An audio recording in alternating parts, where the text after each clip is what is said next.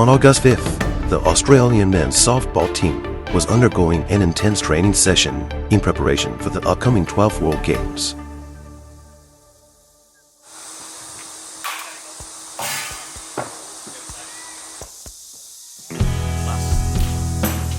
Softball originated in the United States, evolving from baseball. After debuting at the first World Games in 1981, men's softball is returning to the World Games stage after a 44-year hiatus. It's the first time that the men's program's had the opportunity to compete at the World Games, so we're very excited to be able to do that, and to be on foreign soil playing the sport that we're all here to do is something that we're very much looking forward to.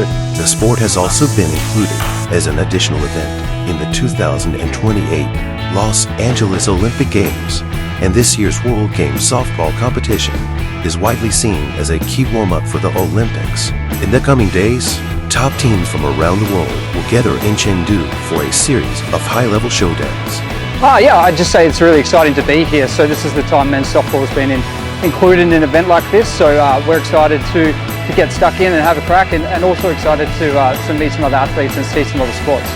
We came here to compete. We want to win a medal. We always strive to win a gold medal. We've got a new group, but I'm confident in the group and the athletes that we've got here that we can compete with the best in the world. The 12th World Games will officially open in Chengdu.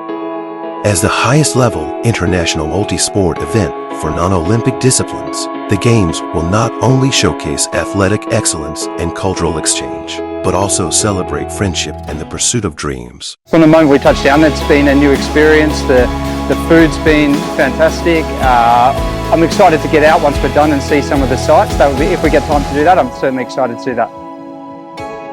I'd love to wish everyone competing at the World Games all the best. I hope you have a wonderful time, and thank you to everyone in China for making it a wonderful experience. It's been excellent.